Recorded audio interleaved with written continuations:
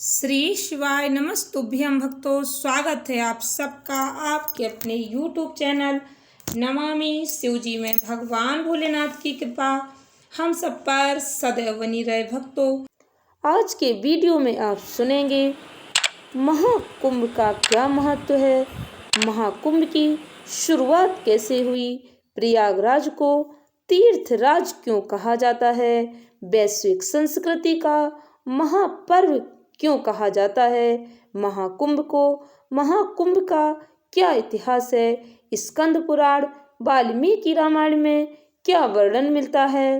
Video में आगे बढ़ने से पहले कमेंट बॉक्स में पूर्ण श्रद्धा भक्ति के साथ हर हर महादेव, जय श्री कृष्णा अवश्य लिखें। चैनल पर पहली बार विजिट हुए, पहली बार मेरी आवाज़ सुन रहे तो चैनल को सब्सक्राइब करके बेल आइकन अवश्य दबाएं।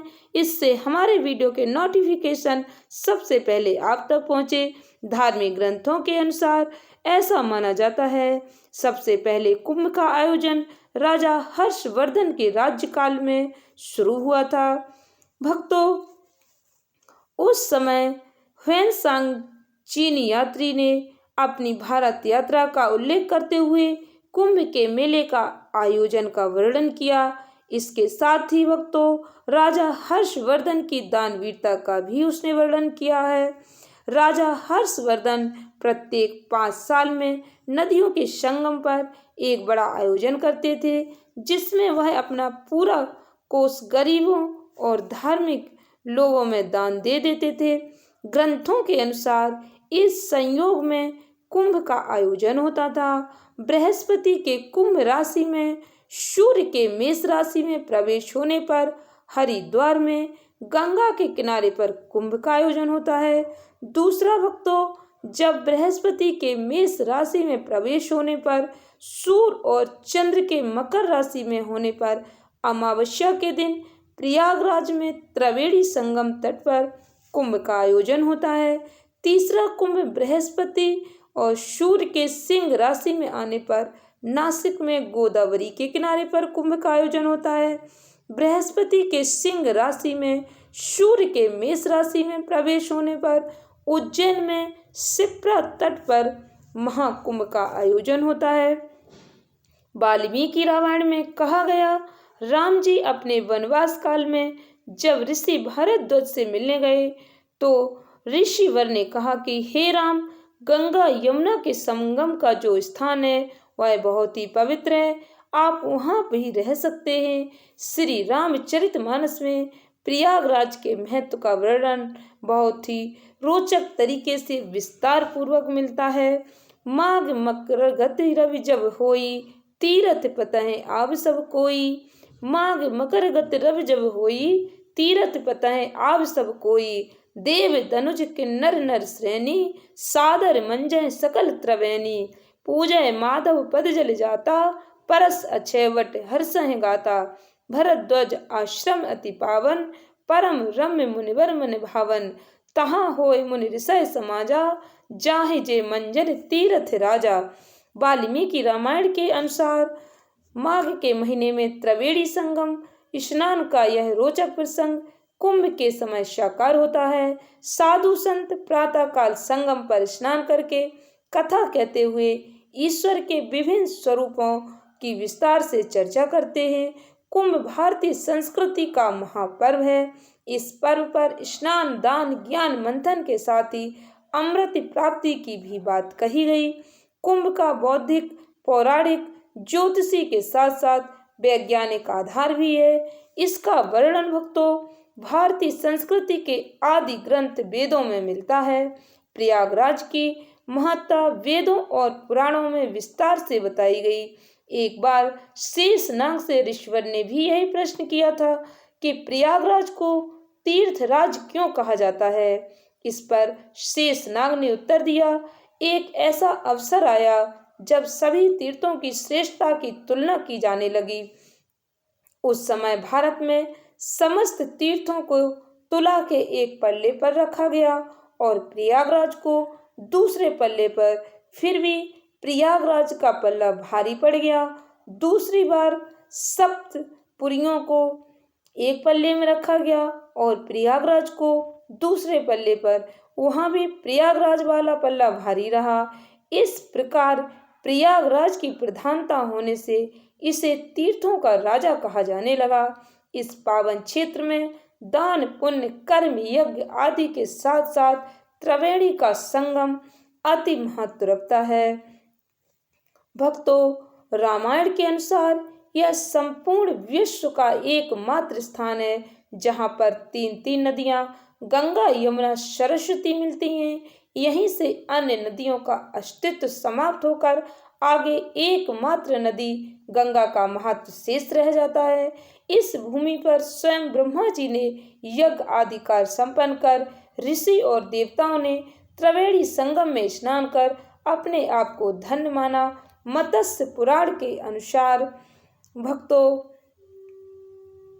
धर्मराज युधिष्ठिर ने एक बार मार्कंडेय जी से पूछा, ऋषिवर यह बताएं कि प्रयागराज क्यों जाना चाहिए और वहाँ संगम स्नान का क्या फल है। इस पर मार्कंडेय जी ने उन्हें बताया, प्रयागराज के प्रतिष्ठानपुर से लेकर वासुकी के हृदयों पर्यंत कम्बल और अश्वतर दो भाग हैं और बहुमूलक नाग है।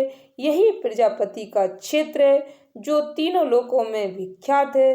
धार्मिक मान्यताओं के अनुसार यहाँ पर स्नान करने वाले विभिन्न दिव्य लोक को प्राप्त करते हैं, उनका पुनर्जन्म नहीं होता।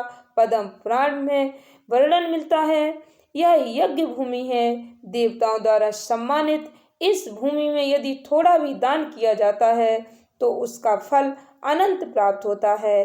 प्रयागराज की श्रेष्ठता के विषय में यह भी कहा गया, जिस प्रकार ग्रहों में सूर्य और नक्षत्रों में चंद्रमा शेष होता है, उसी तरह तीर्थों में प्रयागराज सर्वोत्तम तीर्थ है। भक्तों, प्रयागराज की महिमा अपरंपार है। मध्यकालीन इतिहास में अकबर के दरबारी अबुल फजल ने आईने अकबरी में भी लिखा है कि हिंदू लोग प्रयाग को तीर्थराज कहते हैं। यहीं पर गंगा, यमुना और सरस्वती तीनों का संगम है।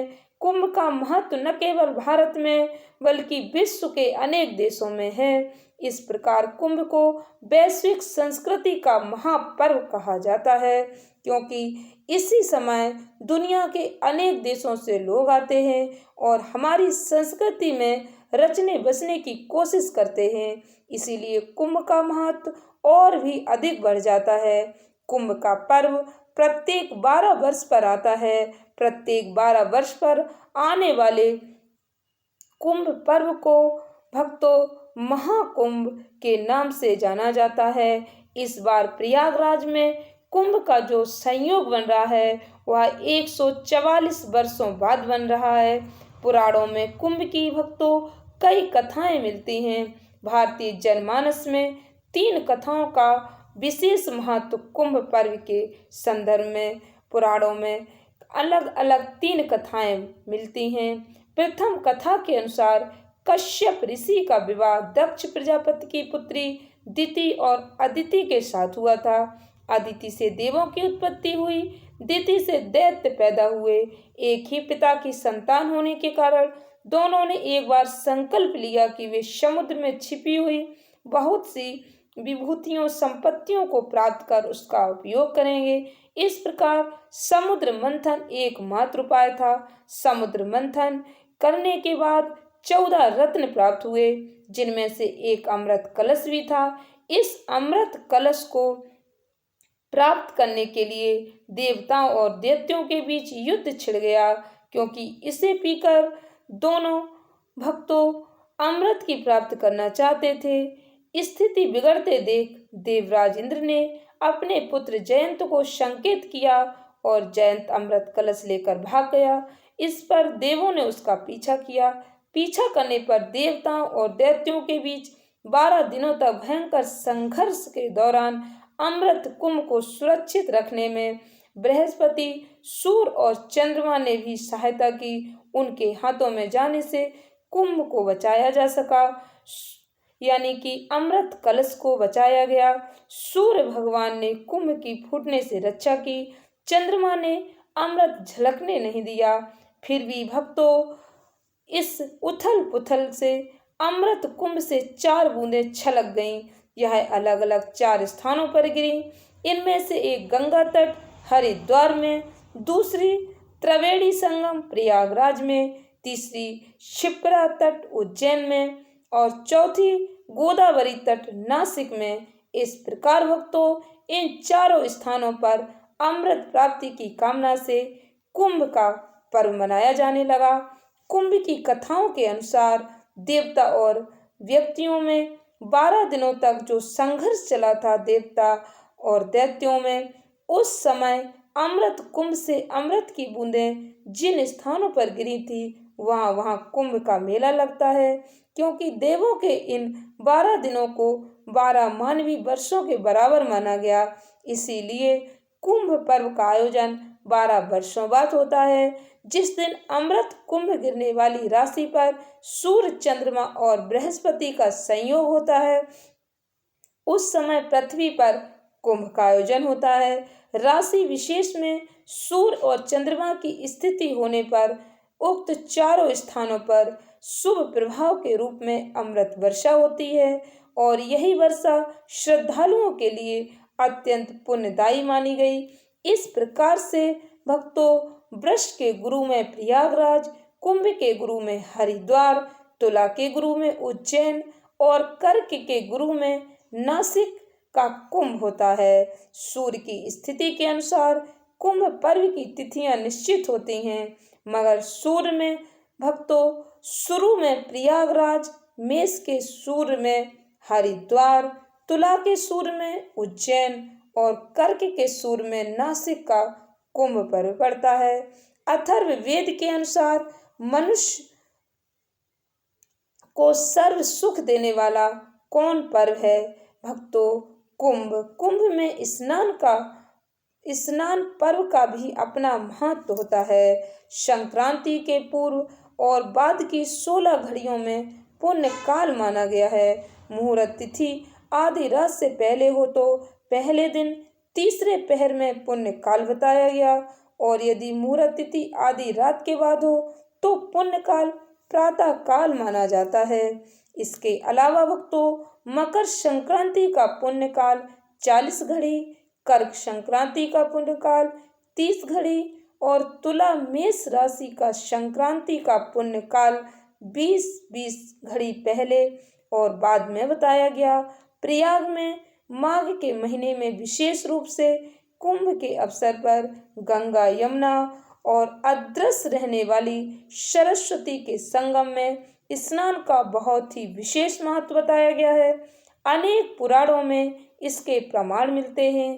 प्रयागराज में प्रमुख धार्मिक मंदिर हैं, जिसमें भगवान भोलेनाथ, विमान मंडपम, बड़े हनुमान बंधवा, रामानंदाचार्य मठ, सिद्धेश्वर महादेव मंदिर, जगदम्बा मठ, नाग वासुकी शक्तिपीठ, एलोप संक्रीमा, ललिता देवी मंदिर, कल्याणी मंदिर, भारद्वाज आश्रम मंदिर, शिवकोटि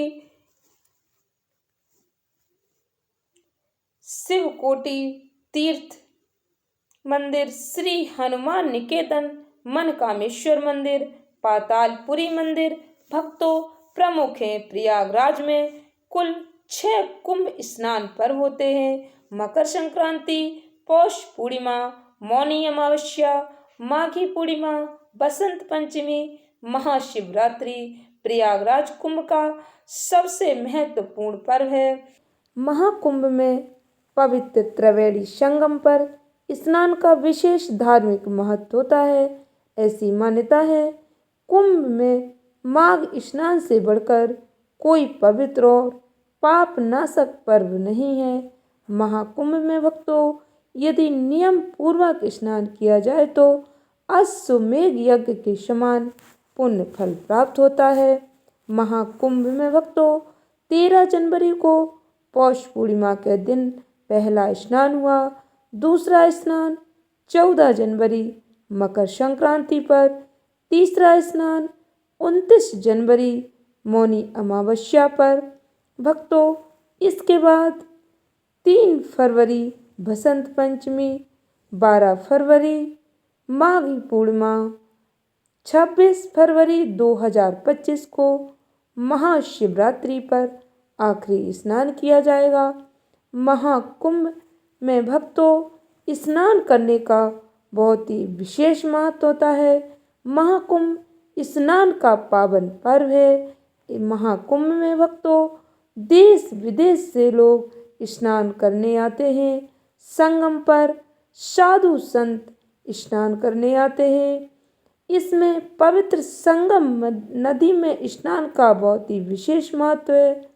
महाकुंभ 2025 की प्रमुख तिथियों में स्नान किए जाएंगे। 26 फरवरी महाशिवरात्रि पर आखिरी स्नान किया जाएगा। शाही स्नान भक्तों शाही स्नान बसंत पंचमी पर किया जाएगा। पंचमी तिथि रविवार 2 फरवरी को सुबह 9:15 पर शुरू होगी। इसका समापन 3 फरवरी सुबह 7:01 पर होगा। उदया तिथि के अनुसार 3 फरवरी को महाकुंभ का आखिरी शाही स्नान होगा। महाकुंभ में स्नान के कुछ नियम होते हैं जिनका पालन करना चाहिए।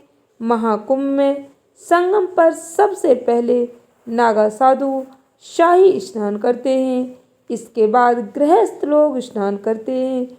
स्नान के समय 5 बार डुबकी लगाना चाहिए। साबुन शैम्पू का इस्तेमाल नहीं करना चाहिए। आशा करती हूँ वीडियो अच्छी लगी होगी, उपयोगी लगी हो तो वीडियो को अधिक से अधिक भक्तों में शेयर अवश्य करें। इससे हमारी जानकारी अधिक से अधिक लोगों तक पहुंच सके और हम सभी को इसका पुण्य फल प्राप्त हो सके। धन्यवाद भक्तों। श्री शिवाय नमस्तुभ्यम।